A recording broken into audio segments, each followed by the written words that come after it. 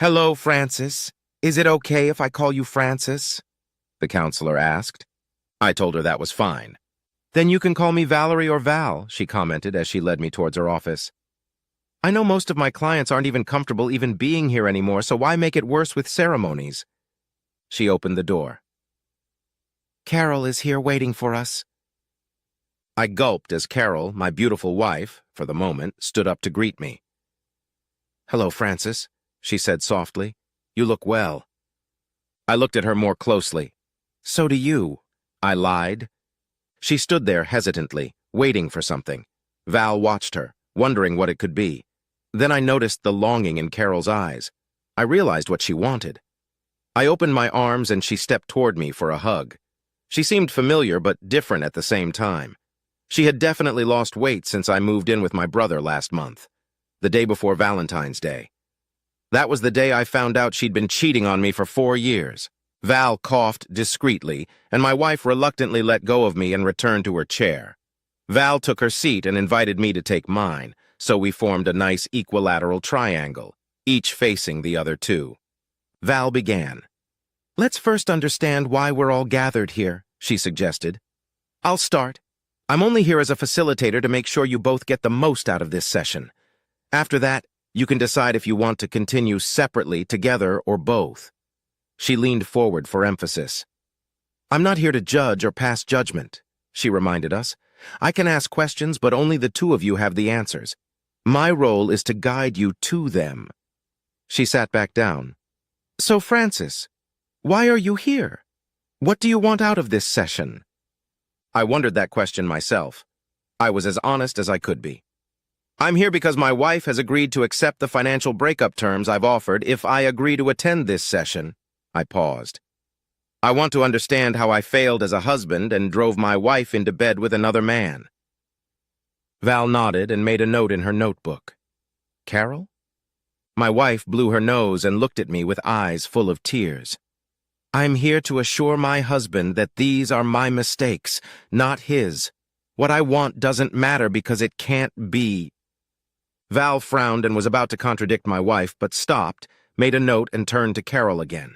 Keep in mind that all I know is that your husband initiated the divorce. You are telling me that you are to blame, so lest I make unfair assumptions, why don't you explain the circumstances? With a hesitant glance at me, Carol began. To her credit, what she told Val was the truth, the whole truth. 4 years ago, she had attended an annual conference on property management, in her case university real estate, and an old friend of hers from her student days was also a delegate. They'd spent the evening reminiscing and catching up, and the rest of the night revisiting their brief physical relationship. If it had been a one-off affair, I would never have known, but it seems to have continued over the next 2 events, and would have continued this year if I hadn't loved her too much. A careless remark by the receptionist at the restaurant when I was making arrangements to send Carol roses as a token of love on our first Valentine's Day apart revealed her infidelity. When I met with her the day before she was due to leave for this year's event, she confessed everything, saying it was the last time, as her lover's partner was pregnant, and we were going to start a family of our own. 5 lives ruined by a handful of catching-up lovers. She finished her story and sat in silence while we watched Val finish taking notes. Carol noticed me glance at her and muttered, I'm so sorry. I nodded. I was sorry, too. I thought we had something special. Val seemed to think for a moment. Carol, she said softly, can you explain what you were thinking when you went from just greeting an old friend to actually sleeping with him? My wife looked at me nervously. I thought a lot about my behavior and, for my husband's benefit, I decided to explain it this way. There was a personal inertia that led to an interpersonal reaction with a low activation energy catalyzed by the presence of ethanol. Val looked at me to see if I found Carol's explanation as puzzling as she did. I considered what she meant. I nodded approvingly. A well-crafted resume, I agreed. That's when Val stepped into the conversation. At the risk of sounding silly or frivolous, could someone rearrange those words so they make sense? Carol looked at me, but I shook my head. No, it's your analogy. You explain it. She took a deep breath and began. Craig and I had been part of the same circle of friends for over a year. Sometimes on weekends, we were the only ones. We'd go out. A few times we even slept together.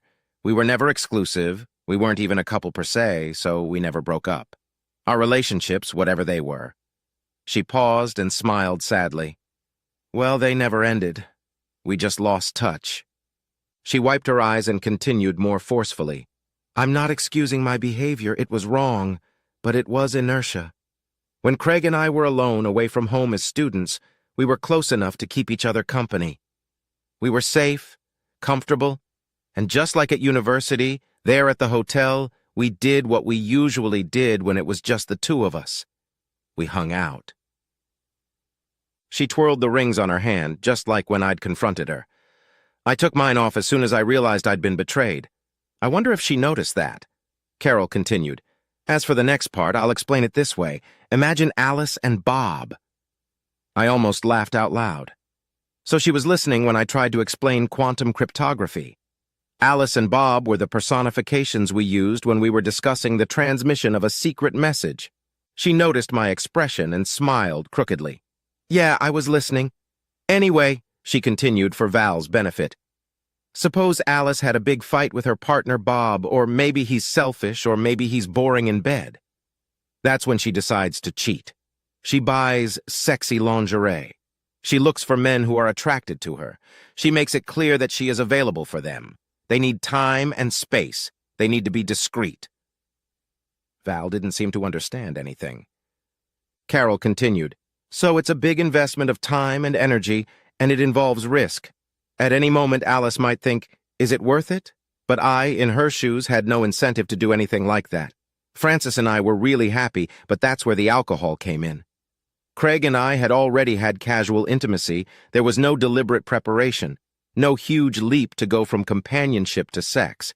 That emotional threshold was crossed years ago. She shook her head sorrowfully. Alcohol served as a catalyst and further weakened that barrier. Activation energy, Val suggested. Exactly, my wife agreed. Some reactions require tremendous energy to trigger. But if you have a gas leak, even a tiny spark of static electricity could cause an explosion that would destroy your entire house. That's what we had after an evening spent in a pub.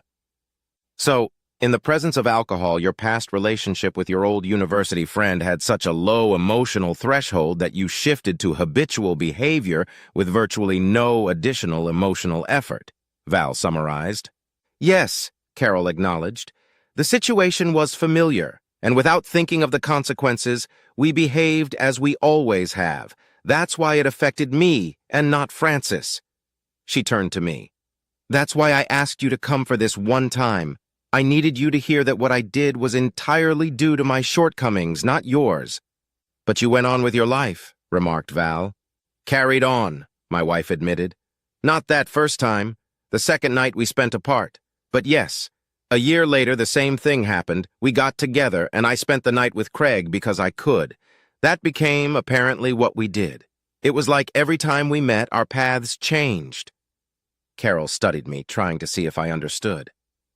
I've had a lot of time to think, she explained, so I decided to try to explain my behavior in less emotional language.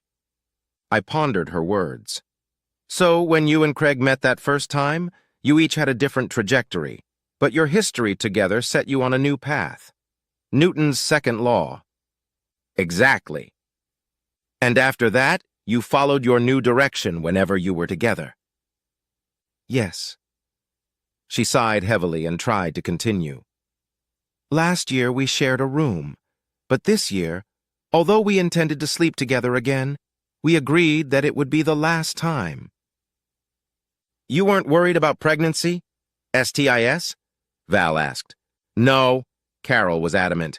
I was on the pill, but we still used condoms. I'm not a good judge of morality, of course, but even I wouldn't go back to my husband with another man's fluids inside me. Did you ever wonder, I asked, why he had condoms on hand? Well, no, she admitted. It was just bad luck, she added bitterly. God knows if Craig hadn't had them, we wouldn't have had sex. I'm guessing they were in his overnight travel bag with Jenna. Jenna checked his bag when I called her, just like I checked yours. She found a box of 12 condoms in his laundry bag. Carol lowered her eyes bashfully. I wasn't finished. There was a check in the box. It was dated January of this year. I paused. Along with 8 condoms. Carol immediately understood the implication and nodded sadly. So I'm not just a slut. I'm a gullible slut.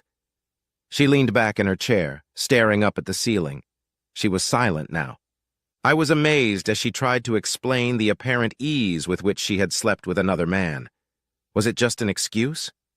I admit I wanted to understand, and any explanation would have sounded like self-justification.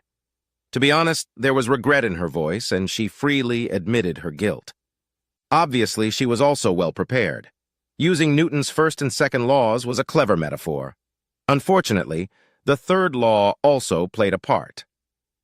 Every action has an equal and opposite reaction. Carol's attraction to Craig had a repulsive effect.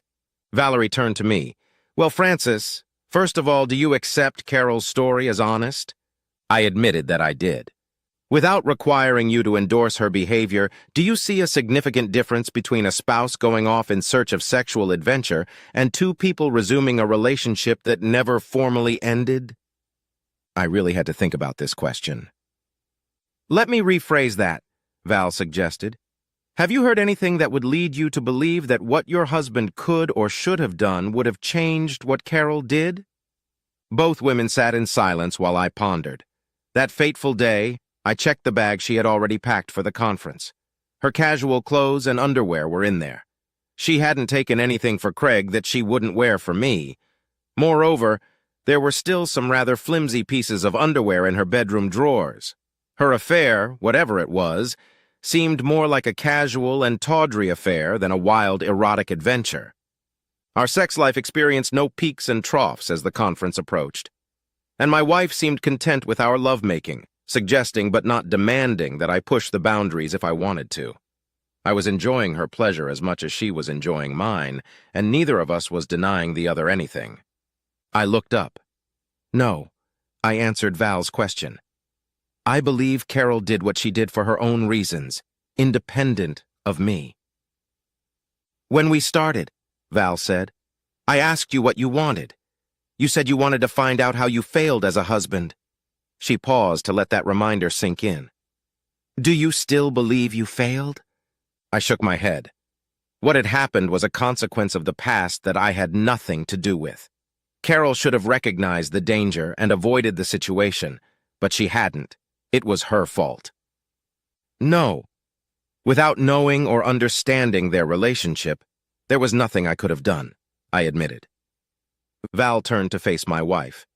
Carol, your goal was to convince your husband that it wasn't his blunders that drove you away. You heard his response.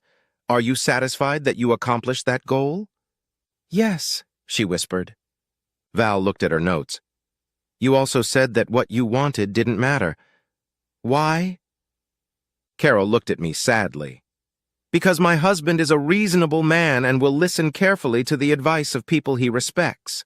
One person in particular has already made a comment that applies in this case.